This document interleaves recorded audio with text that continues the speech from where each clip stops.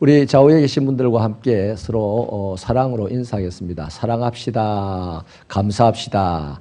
형통합시다. 사랑합시다만 하고 맙니까? 다 한 번 더요. 감사합시다. 형통도 합시다. 인사하시겠습니다.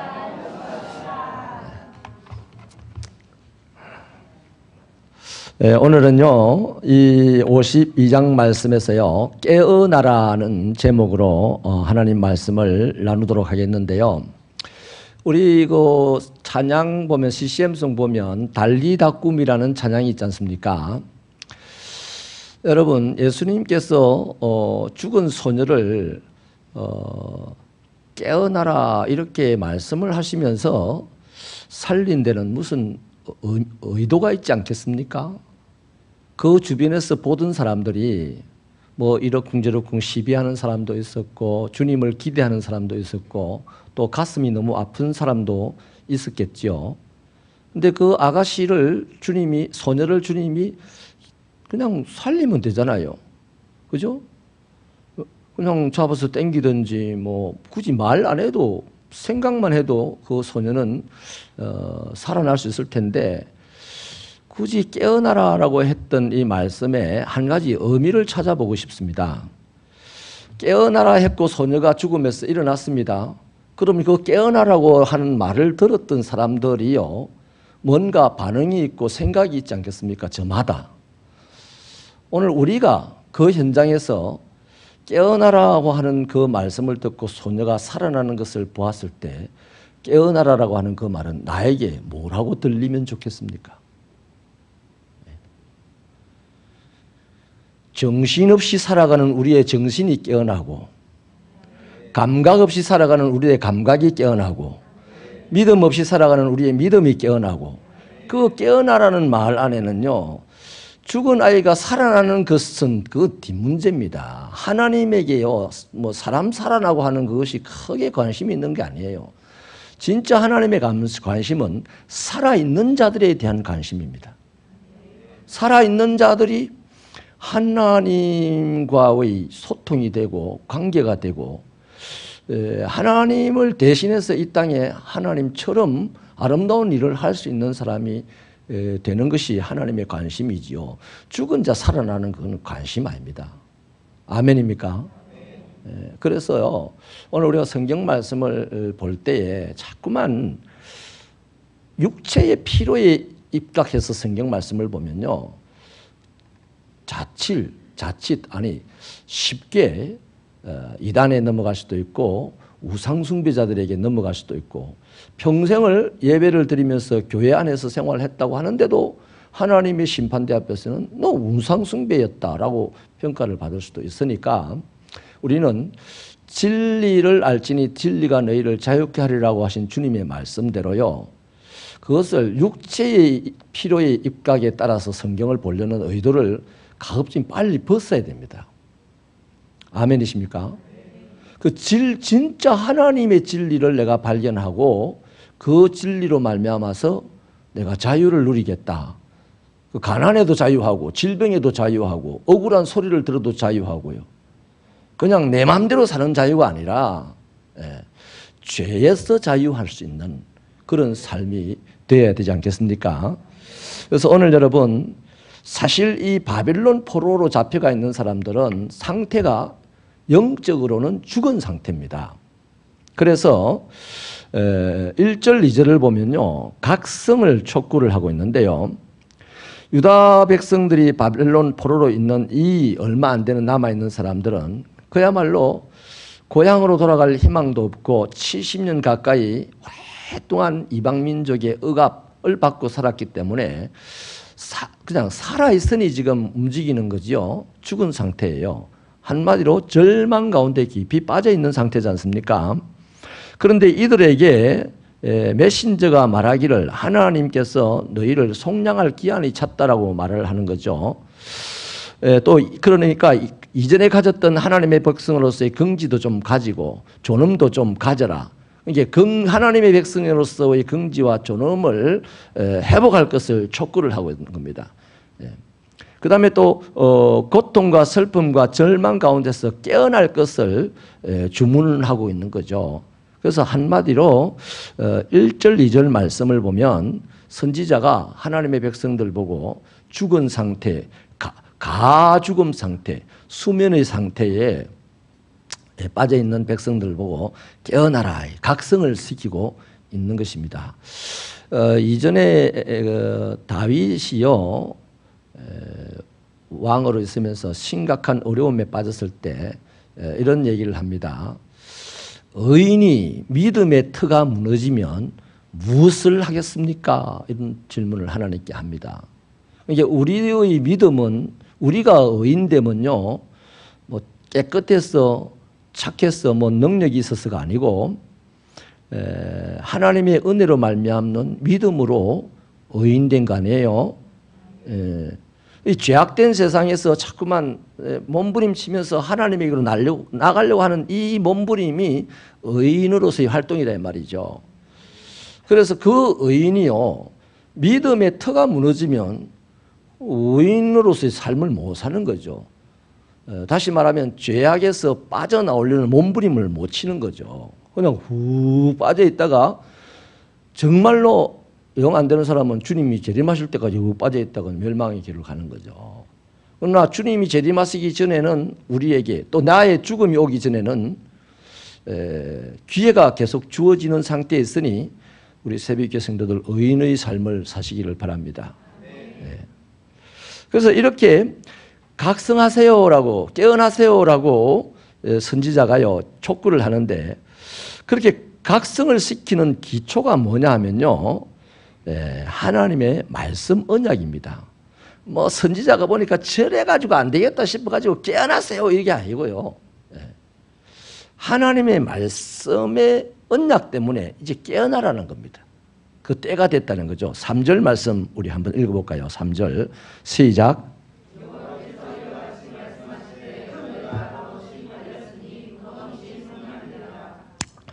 팔렸으니까 속량될 것이고, 뭐 돈도 안 받고 팔렸으니까 돈도 안 주고 풀려날 것이다 하는 얘기입니다. 다시 말하면 하나님의 말씀이 이제는 너희가 풀려날 때가 됐다라는 것이죠. 이게 그냥 말씀이 내게 안 이루어졌지만 하나님의 말씀입니다. 당시 바벨론 포로들에게, 절망 가운데 있는 사람들에게 이루어지지 않았지만 하나님의 말씀이에요. 예. 자, 그러면요, 좀 더 근원적으로 보면요, 너희들이 팔렸으니 너희들이 속량될 것이다 하는 이 말씀의 근원을 가보면요, 역대하서 우리 한번 찾아볼까요? 역대하 36장을 우리 한번 찾아보십시다. 36장 부지런히 찾아보십시다. 36장 20절부터 23절요.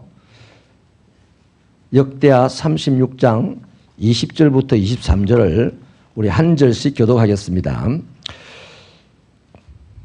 칼에서 살아남은 자를 그가 바벨론으로 사로잡아 가며 무리가 거기서 갈대아 왕과 그의 자손의 노예가 되어 밧사국이 통치할 때까지 이르리니,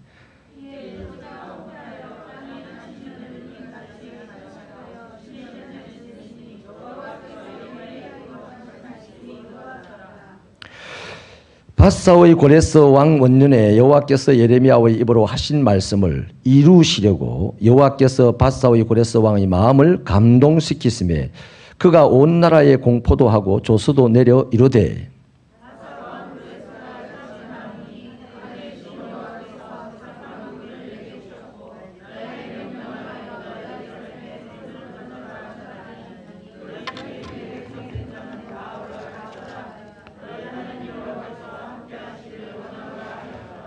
아멘.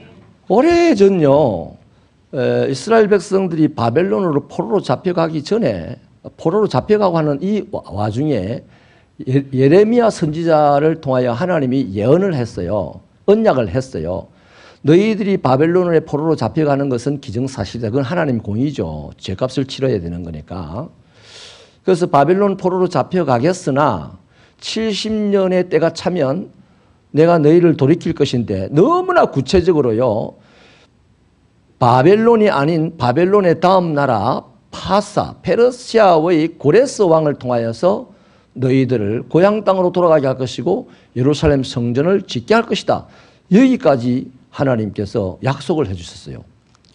그런데 그때 그 약속을 모든 사람이 다 듣고로 그냥 하늘이 엊그제 지진이 울리는 소리처럼 막 하늘에서 그런 말씀 주신 게 아니고 약속을 들은 예레미야 선지자에게만 주셨다 이 말이에요.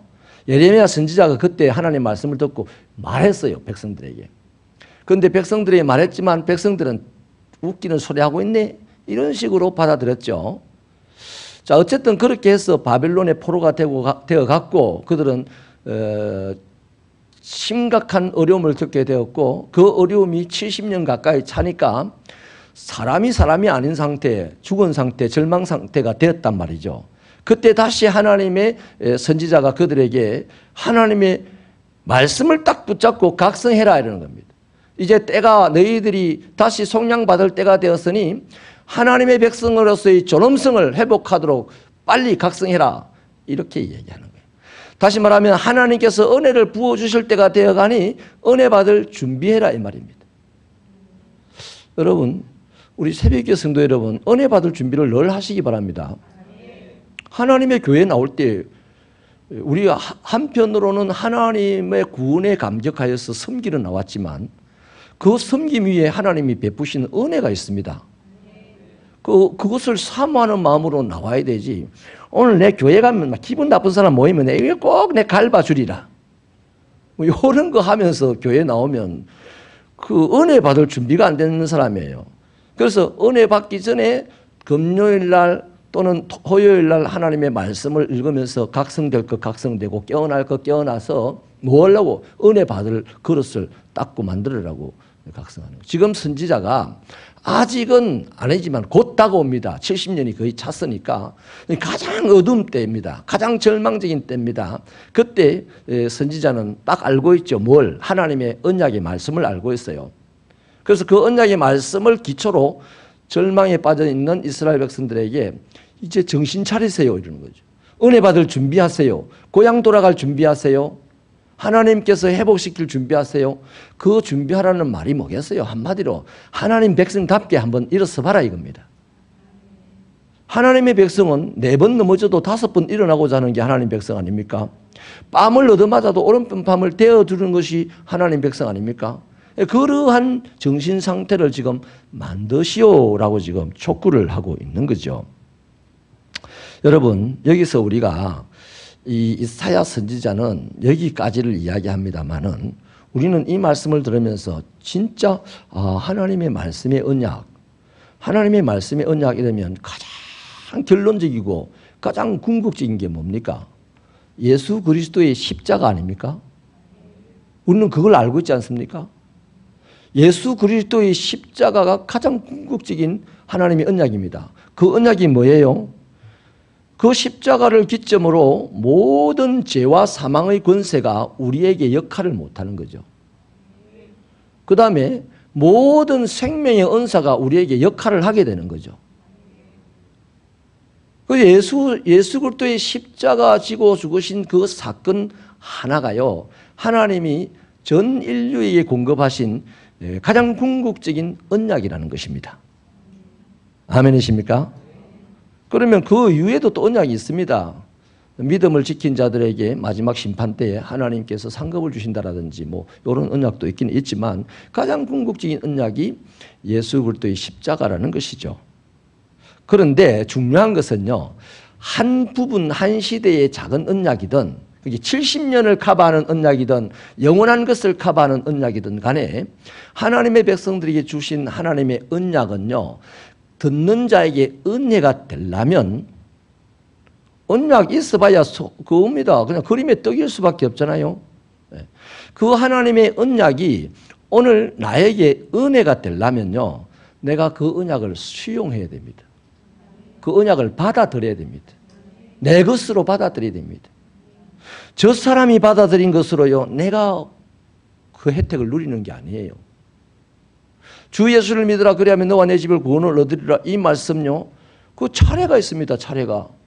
주 예수를 믿고 나면, 한 사람이 믿으면 그 사람을 통해서 복음이 증거되어지고 하나님의 은혜로 또 다른 누군가가 예수 그리스도를 수용을 한다는 얘기입니다. 그런데 수용을 안 하는데 언약이 그 사람에게 은혜로 이루어진다? 그건 말도 안 되는 거죠.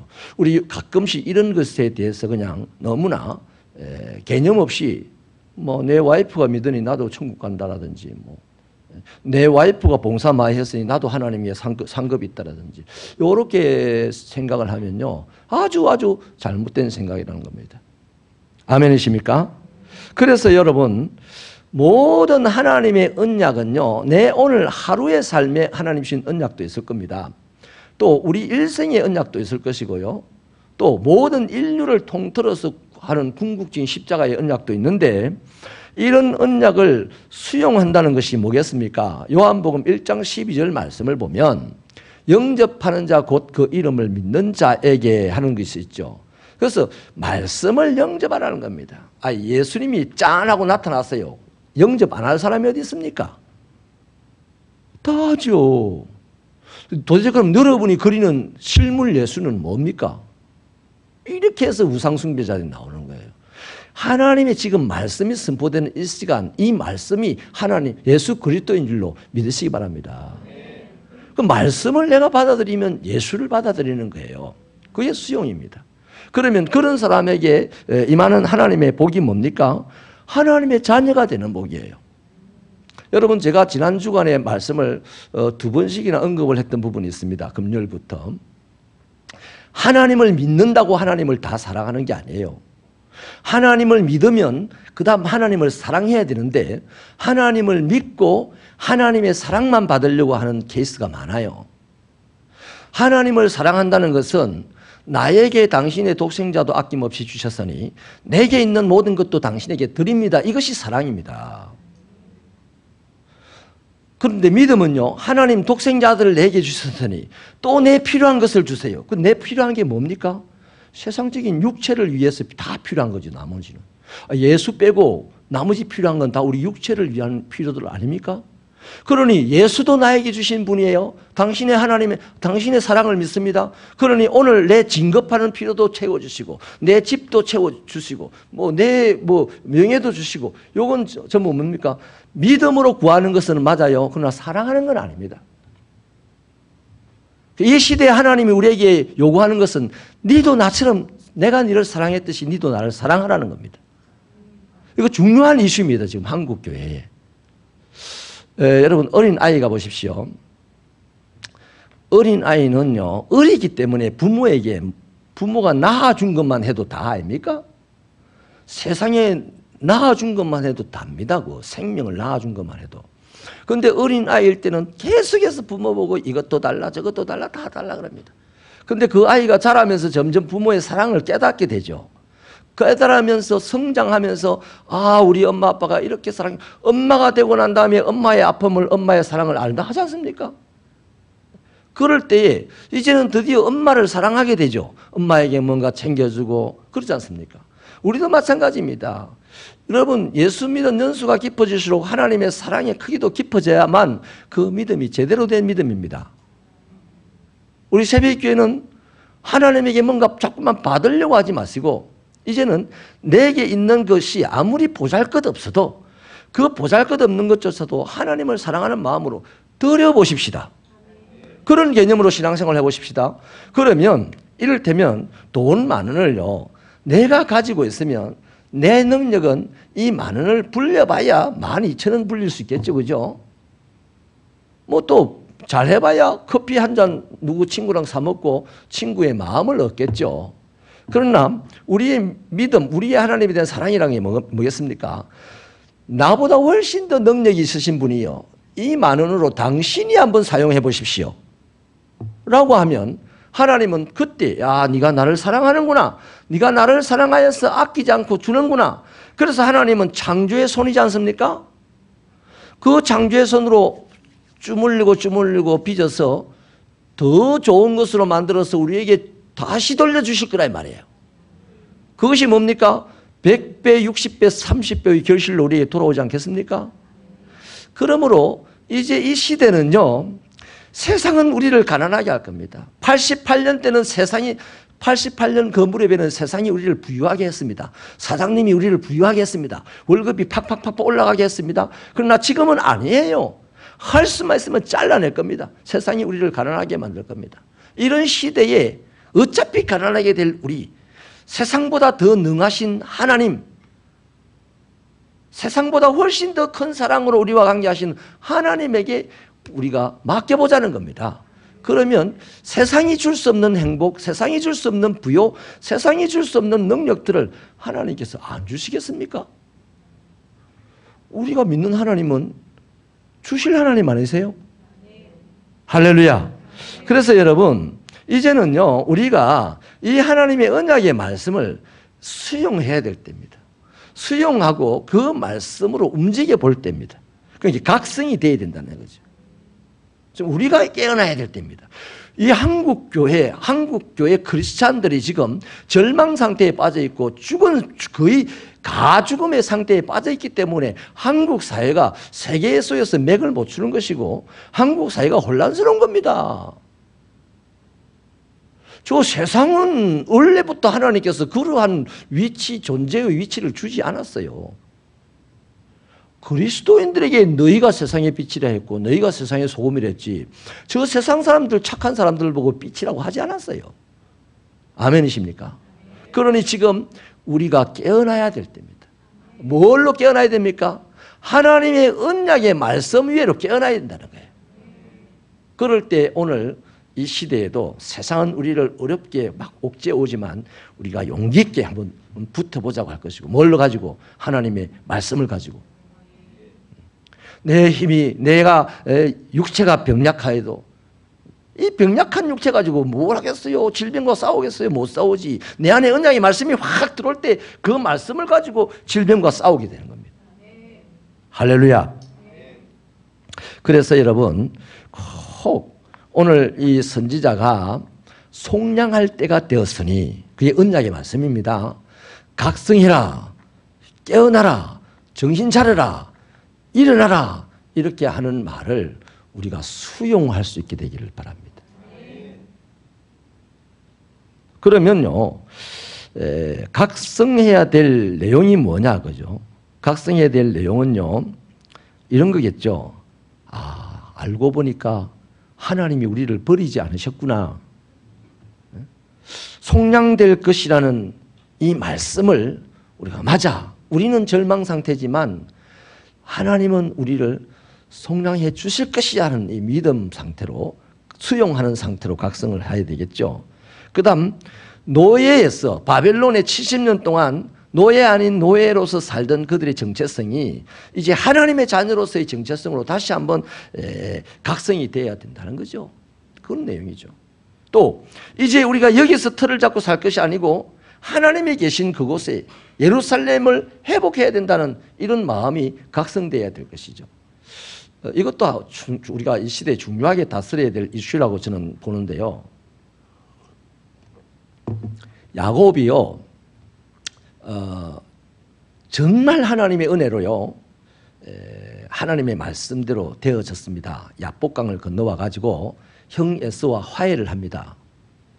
그런데 형 에서가 고향으로 가자 그러니까 야곱이 아직도 형이 변심할까 봐 믿음지 않아 가지고 뭐 이런저런 핑계를 대면서 고향으로 지금 당장 못 가겠다, 우리 걸음도 느리고 뭐 가축들도 많고 하니 말을 타고 온 형님을 어떻게 따라가야 했나, 그러다가 뭐 애도 죽고 가축들도 죽을 수 있겠다, 이런 의미로 핑계를 대면서 먼저 가라 그럽니다. 나중에 내가 갈 거마 이럽니다. 그래 놓고 야곱이 어디를 갑니까? 고향 쪽으로 안 가고 북쪽으로 틀어가지고 숫곳이라는 곳에 가요. 거기서 돈을 주고 땅을 빌립니다. 그 장막을 칩니다. 그 다음에 조금 더 있다가 세겜이라는 도시에 들어가가지고 이제 거기다 집을 지어버려요. 아예 그것도 이제 틀을 잡고 살겠다는 거죠. 여러분, 이 뭡니까? 처음에 언약의 말씀은 베델에 돌아오게 하겠다 했잖아요. 돌아오게 하겠다 했거든요. 그런데 거기로 안 가고 세겜 땅, 그 당시에 가장 그 지역의 근동에서 가장 화려한 문명을 자랑했던 세겜 땅에 들어가서 사는 거예요. 저는 이해가 됩니다. 야곱이요, 이제는 한번 딱 생각을 해봤어요. 냉정하게. 돈도 엄청 벌었겠다. 이제 나이가 그때 100살이거든요. 이제 100살에서 조금만 더 넘어가면 청춘이 다 끝나버려요. 근데 이렇게 20년을 내가 삼촌 집에 가가지고 죽을 고생을 하고서 막 이렇게 와가지고 이제 나이가 다 들어가는데 이 벌었던 재물과 한번 좀 내도 한번 즐겨봐야 되지 않겠나? 나도 한번 즐겨보자. 그런 생각이었을 겁니다. 그래서 숫곳에 들어가고 세겜에 들어갔는데 나도 이제 내가 버는 이 재물로 한번 이 육체의 즐거움도 누리면서 한번 살아보고 싶다 해가지고 갔어요. 갔는데 그 다음이 웃깁니다, 여러분. 참 교활합니다. 양심에 걸리는 거죠. 자기가 뻔히 압니다. 하나님이 계신 곳으로 가야 된다는 걸, 베델로 가야 된다는 걸 아는데, 베델은 좀 있다가 가고 우선 세겜에서 좀 즐기다가 가야 되겠다. 이쁘고 돈 많은 거 좀 벅벅 쓰는 재미도 좀 누리보며 가야 되겠다. 베델 가면 아무것도 쓸 데도 없다. 뭐 가게도 없고요. 그래서 거기 들어갔는데 양심에 걸려요. 양심에는 일단. 그래서 취한 방법이 뭐냐면요, 하나님의 이름을 하나 짓습니다. 그 이름이 뭐냐니까 엘헬로헤 이스라엘입니다. 여러분, 그러면 야곱이요, 어디든지 가면서 하나님을 모시고 갔다라고 우리는 이해를 하죠. 아니요, 교활해서 그런 거예요. 교활해서. 사람이 어떻게 어디든지 다니면서 하나님을 데리고 다닙니까? 사람이 할 일은요, 하나님이 계신 곳에 내가 가야 되는 겁니다. 내가 있는 곳에 하나님을 오라고 하면 안 됩니다. 아멘입니까? 근데 오늘 이 시대가 그래 돼버렸어요. 물론 야곱도 그랬습니다. 자기 있는 곳에, 하나님이 계신 곳에는 가기가 싫고, 아직은 내가 있는 곳에서 하나님의 은혜로 살았으니까, 하나님 백성이니까 내가 있는 곳에서 하나님을 섬겨야 되겠다 해서 엘홀로의 이스라엘이라고 이름하면서 거기서 예배도 드리고 이랬단 말이에요. 그런데 그 결과를 보십시오. 잘 들어졌습니까? 집안이 좋아집니까? 아니죠. 디나가 세겜 사람들 구경하러 갔다가 강간을 당하고 두 아들이 세겜 남자들을 다 죽이는 살인자들이 되고 나머지 자식들은 세겜의 재산을 탈취하는 도둑놈들이 되고, 그날 밤에 겁이 나서 야곱은 자식에게 야, 너희들이 왜 이런 짓을 했나니까 시몬입니까? 시몬이라는 자식은 아니 이렇게 아름답지 못한 일, 부끄러운 짓을 당했는데 놔둘 수가 있습니까? 하고 아버지한테 대드는데, 지금 사람을 때려 죽이고 온 자가 확 눈에 불을 켜고 아버지한테 달라드니까 아버지가 얼마나 겁이 났던지 그날 이후로 아들에게 한마디도 안 했어요. 죽을 때까지. 죽을 때 시몬은 칼의 앞잡이가 된다 했습니다. 사라진다 그랬습니다. 얼마나 그때 충격을 받았으면 그랬을까요? 그래서 그날 밤에 아주 죽을 고생을 하는데, 그때 다행히 하나님이 나타나셔가지고 뭐라고 합니까? 베델로 올라와라. 베델로 올라.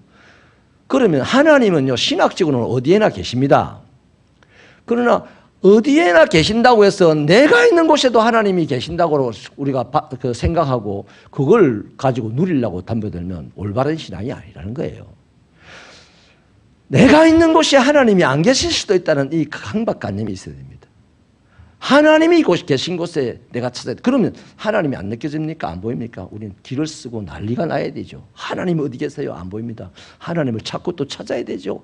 그래서 애통한 사람이 되는 것이고, 그래서 찾고 찾는 사람이 되는 것이고, 그 애통하면 복을 받아서 위로를 주시고, 찾고 찾으면 복을 받아서 만나주시는 이런 역사가 일어나는 겁니다. 그러니까 하나님의 말씀을 벗어나서 이루어질 일은 하나도 없어요. 다 하나님의 말씀 안에서 이루어질 일들이죠. 그래서 사랑하는 여러분, 예루살렘 회복이라는 이 각성을 하라고, 이제 이 비전을 이제 각성을 하라고 얘기하는 거죠. 그렇다면 여러분, 이 메신저가요, 어떤 사람일까요? 메신저가 어떤 내용의 일을 하는가 하니까 7절부터 10절에 그런 하는 역할이 있는데요. 보니까 좋은 소식을 전하는 자요, 평화를 공포하는 자요, 복된 좋은 소식을 가져오는 자고, 구원을 공포하는 자고, 시온을 향하여 하나님이 통치하신다라고 말하는 자라고 합니다. 여러분, 지금 슬픔과 고통과 절망 가운데 빠져 있는 이 바벨론 포로된 백성들의 처지에서 이런 내용의 이야기를 들었을 때요, 재수 없다고 지금 뭐 선지자를 보고 비난하고 조롱하고 이갈겠습니까? 아니면 용기가 생기겠습니까? 용기가 생기는 거죠. 너희들이 지은 죄로 그동안에 70년 동안 고생을 했다. 그러나 이제 하나님이 속량하신단다. 그러니까 정신 차리고 돌아갈 준비하자. 이랬을 때에 이 말을 듣는 이스라엘 백성들은요, 진짜 악독한 사람 아니면요, 하나님하고 원수 맺은 사람 아니면 이 말씀을 들을 때 용기가 생기고 희망이 생기는 것은 당연합니다. 그래서 메신저의 역할이 뭐냐면요, 백성들을 변화시키는 거예요. 어떻게 해요? 절망 가운데 있는 백성을 희망 가운데로, 두려움과 부끄러움에 빠져 있는 백성들을 용기와 자존감을 가지는 백성으로, 슬픔 가운데 빠져 있는 백성을 찬송하는 백성으로 바꾸어주는 역할이 하나님의 말씀으로 사역하는 메신저들의 역할이에요. 할렐루야. 그렇기 때문에요, 이 말씀을 들은 이스라엘 백성들이 말씀을 전한 선지자에 대한 이 시각이 어떻겠습니까? 우리 7절만 읽어볼까요? 7절만. 시작.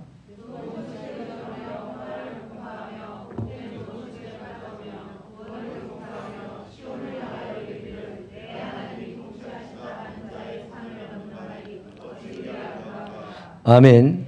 여기 아름답다라는 말을 하는데요, 하나님의 일을 하는 사람은 일단 하나님의 편에서 볼 때는 항상 아름다워요. 그런데 하나님의 편 반대쪽에 있는 사람들이 볼 때는 아름답지 않아요. 세상 사람들은 끝까지 아름답지 않게 볼 것이고요, 그 다음에 하나님의 백성 중에서도 하나님의 뜻과 반대로 가려고 하는 사람들, 대부분의 이스라엘 백성들이 그렇지 않습니까? 그들이 볼 때는 아름답지 않습니다. 그런데 이제 모든 걸 잃어버렸어요. 모든 걸 잃어버렸고 이제 죽는 것밖에 없는데, 어느 날 선지자가 나타나서 하나님이 여전히 살아계시고 하나님이 여전히 너희를 사랑하시고 하나님이 여전히 너희를 구원하시려고 지금 준비를 다 마쳤으니 정신 차리라는 소리를 들었을 때, 이 사람들에게 이제 말씀을 전해주는 그 메신저들을 보는 시각이 좋지 않겠습니까? 이왕에 하나님은 항상 좋았는데 별로 안 좋았던 사람들이에요, 이 사람들은. 그런데 이제는 좋아할 수밖에 없는 거죠. 할렐루야. 할렐루야. 그래서 이제 70년 전에는요, 이 메신저를 너무너무 미워하고 저주하고 죽이고 그랬는데, 70년이 지난 지금 자신들의 힘이 다 빠지고 죽게 된 이 상황 속에서는 메신저가 너무 좋은 거예요. 이제 이스라엘 백성들과 메신저 사이에 좋은 관계가 만들어졌으니 하나님의 나라는 이루어진다, 안 이루어진다? 이루어지는 거죠. 예루살렘 회복은 이루어지게 되어 있습니다. 그 이후의 내용들이 그렇지 않습니까? 자, 여러분, 그래서요, 이 하나님의 나라, 하나님의 땅에서는요, 이 하나님의 일을 하는 사람들이 하나님에게만 좋지요, 시종일관 좋은 건 아니에요. 다음 시간에 제가 고난의 종에 대해서만 따로 떼서 3절을 가지고 말씀을 나눌 텐데요, 고난의 종은 하나님의 일을 하는 사람이 고난을 받는다는 것은 그들이 미움을 받는다는 거거든요. 그러나 마지막에 가면 다 하나가 되어서 하나님의 뜻을 이루게 된다는 것입니다. 자, 이제 마지막으로요, 요걸 꼭 우리 살펴보고 싶는데요, 하나님의 구원의 확장성에 대한 얘기를 좀 나눠야 되겠어요. 여러분, 하나님의 구원이 처음 언급된 것이 출애굽입니다. 출애굽. 그 다음 두 번째 언급된 것이 이 바벨론 해방이에요. 출바벨론이죠. 세 번째, 이제 우리 시대에 언급된 것이 출죄악입니다. 출세상. 세상에서 벗어나 하나님 나라에 들어가는 거예요. 근데 그걸 가만히 보면요, 어마어마하게 확장되어 가는 게 있는데, 출애굽은요, 하나님께서 한 민족을 구원한 사건이에요. 무슨 목적을 가지고? 그 민족을 모든 나라 중에 제사장 나라를 삼으려는 목적을 가지고 이스라엘은 한 민족을 구원한 일입니다. 그런데 그 민족을 뭘로 통치를 합니까? 율법으로 통치를 해요. 율법으로. 그런데 실패했습니다. 이스라엘 백성들이 그 율법대로 살지를 못했잖아요. 그래서 바벨론의 포로로 잡혀가지 않습니까? 망하고, 다 망하고 이제 남은 사람이 바벨론 포로로 잡혀가는데, 거기 바벨론 포로에서 나올 때요, 하나님께서 망한 나라의 유민들을 해방시켰지 않습니까? 무슨 목적으로요? 예루살렘 성을 회복하기 위한 목적으로요. 그래서 그 일을 주도하는 것이 뭐였냐면 하나님의 공의였습니다. 하나님의 공의. 죄를 지은 자를 심판하시고 심판 가운데 고통받는 자를 사랑으로 구원하시는 이 하나님의 공의로운 것으로서 이 바벨론 해방을 시키는 거죠. 그래서 출애굽이라는 사건을 통해서는요, 민족주의가 만들어집니다. 선민사상이 나와요. 그 다음 이 출바벨론이라는 이 사건을 통해서요, 무슨 사상이 나오냐면 시오니즘이라는 것이 나옵니다. 시온을 회복하라는 것이 나옵니다. 그런데 오늘 10절 말씀을 한번 보십시오. 10절 말씀 같이 읽겠습니다. 시작. 여호와께서 열방의 목전에서 그의 거룩한 팔을 나타내셨 땅끝까지도 모두 우리 하나님의 구원을 보았도다. 이거는 어마어마한, 아무도 못 알아듣는 얘기입니다. 그 당시의 사람들은. 땅끝이 어딘지도 몰라요. 열방이 그냥 뭐 애굽 주변으로 이래 뭐 바벨론 이 사이에 있는 것밖에 모르는 거죠. 근데 이 열방은 오늘 전 지구적이지 않습니까? 예. 그래서 이런 것을 볼 때 여러분, 하나님의 구원이 한 사람 아브라함을 통해서 한 민족을 통하여서 예루살렘 시오니즘, 그러니까 그 시오니즘에는 아수르에 잡혀갔던 사람도 있고 뭐 여러 바벨론 포로뿐만 아니라 바벨론 포로가 돌아갈 때 여러 나라에 잡혀갔거나 이민 갔던 사람들이, 디아스포라들이 돌아가는 거죠. 그런데 이제는요, 여러 나라가 아니고 온 세계 만민이 이제 이 세 번째 구원의 확장이 바로 그겁니다. 온 세계 만민들이요, 세상, 죄악된 세상에서 벗어나 메시아를 바라보며 달려가는 거죠.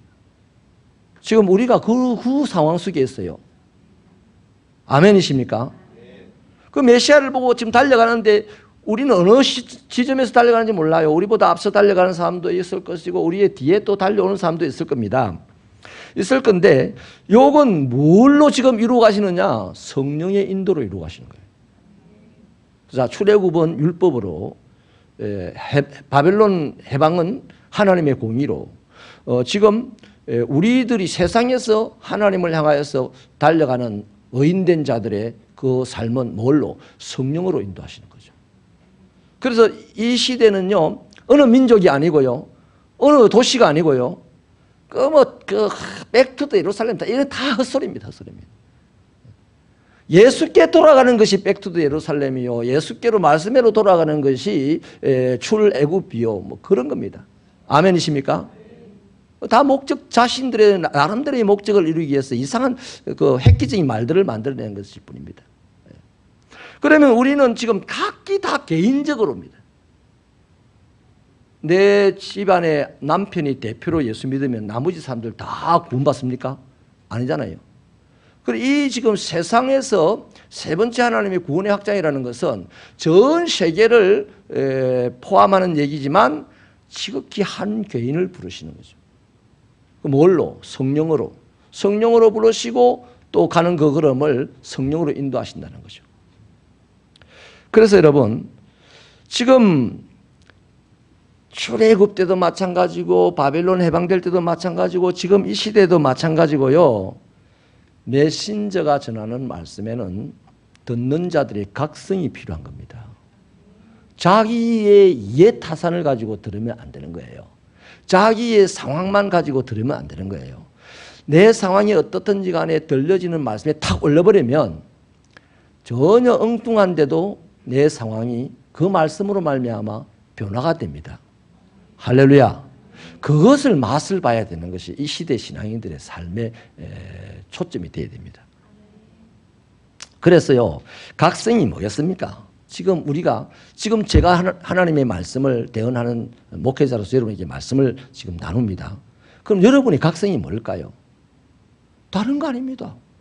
귀를 열고 하나님의 말씀이 들리고, 눈을 열고 하나님의 역사가 보이고, 손을 열고 하나님의 활동에 내가 들어가고, 이것이 각성이에요. 그러면 딱 정리를 하십시다. 우리 교회에 하나님이 주어진 비전, 아름다운 비전 아닙니까? 사람 살리는 비전, 온 우리를 환하게 하는 비전, 하나님의 교회를 세워 하나님의 통치가 퍼져나가게 하는 이 비전, 아름다운 거 아닙니까? 그런데 사람의 생각으로 아이고 되겠나, 이 어려운 때에 안 되겠지. 하나님 생각 안 하면 안 되죠. 하나님이 없으면 안 됩니다. 그러나 하나님의 말씀을 듣고 각성이 되는 사람은 그렇지, 이렇게 어려운 때에도 내 눈이 열리고 내 귀가 열리고 내 손만 열리면 하나님께서는 전능하신 능력으로 이 부족한 자의 들임에 하나님이 역사하셔서 영원히 세상을 살릴 것이고 영원히 주님 나라가 확장될 것이다. 이렇게 갈 때 우리는 드디어 움직이는 사람들이 됩니다. 시간이 갈수록요, 우리 한국 교회 상황을 한번 보십시오. 시간이 갈수록 움츠러들고 있지 않습니까? 이제 메시지를 전하는 것도 보면 재미만 있어야 되네. 이거 정말 참 큰일 날 일입니다. 하나님의 메시지가요, 재미가 있거나 없거나 그건 나중 문제고, 하나님의 메시지는 발라야 합니다. 바르면 됐어요. 듣는 자들이 각성할 수 있는 유일한 길은 하나님의 메시지는 바른 거거든요. 그래서 여러분, 하나님의 말씀으로, 하나님의 언약애로 저와 여러분의 눈이 열리고 우리의 귀가 열리고 우리의 손이 열리면 여전히 마귀는 세상을 망하는 쪽으로 끌고 가겠지만 우리 새벽교회 성도들을 통해서 세상은 살아나는 세상으로 변화되고 주님이 오시는 날 열렬히 주님을 환영하는 세상으로 변화될 줄 믿습니다. 그 길을 향하여 달려가실 수 있는 우리 깨어있는 성도들이 되시기를 축원합니다.